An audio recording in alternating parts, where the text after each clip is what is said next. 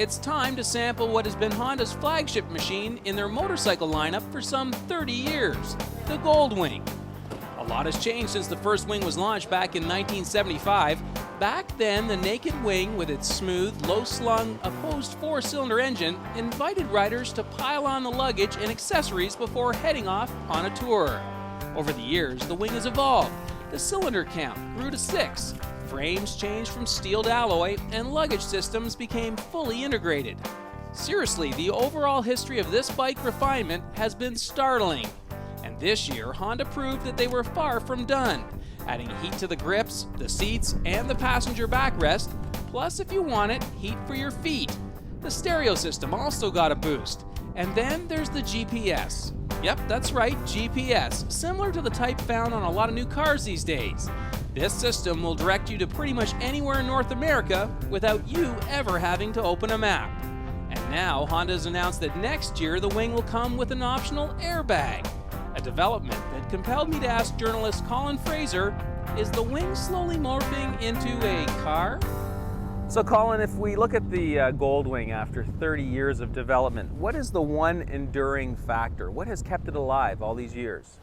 I think the root of the Goldwing has always been technology, because it's even now a 6-cylinder motorcycle. It's not typical. Suzuki may be coming out with one soon, but back in the day, that flat 4, in an era when a lot of motorcycles were 2-stroke, it's easy to forget what a big deal the first GLs were. They don't look big now, but they sure were big then. Right.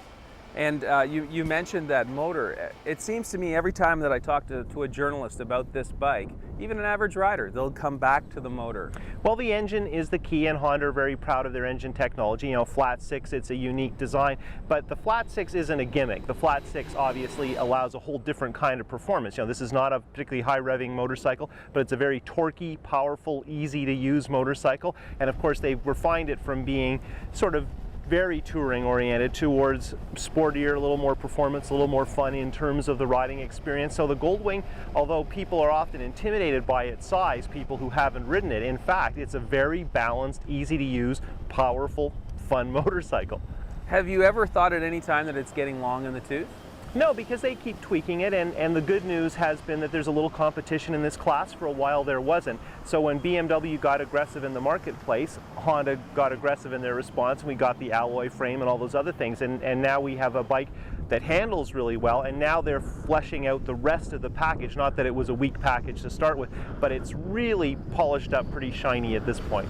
Now, how do you like the new navigation system? Where it's mounted, how it works, how integrated it is, it's really virtually a no-brainer. It's a little bit of time and effort to learn how to use and then to program it, but it's totally worth it, and it's very, very simple to operate. I mean, it's just remarkable how easy. Now, the funny part is, of course, a car journalist knows all about Navi systems. Us bike guys don't know much, so it's been a little bit of a learning process, and I think there's a little bit of intimidation because it is something we're not familiar with, but in fact, it works really well, and if you just take 5 minutes to understand the function, it'll get you 90% of where you want to go, and then you can get smart and read the rest of the book if you want the other 10%.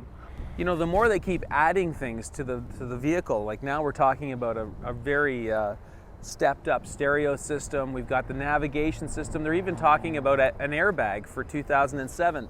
It becomes more car-like. Is it still going to be a motorcycle once you get an airbag on it? Well, I think it's a matter of integration. The navigation system has become sophisticated enough that they could incorporate it and still have it convenient as a motorcycle, but also very accessible, so it's not intimidating to use, and it's better than anything you could do on your own. And I think that's what we're seeing with the airbag, that Honda want to be a safety leader, that they now have the technology, and a little bit that someone was going to do it, and Honda are very proud of their motorcycles and wanted to be the first. Of course, any manufacturer that also builds cars, and there are a couple of others, has access to a lot of that technology, but Honda, what's interesting about the airbags is not just that you can get it with an airbag starting next year, but also they had to do all the R&D. They're going to be the ones who really spent, because they had to build the crash test dummy that could ride a motorcycle and all those other things. So let's wait and see. I think it's a good development, and I think we're going to have to wait 2 or 3 years from now when we've met a couple of people who've actuated it and see what their experiences are like.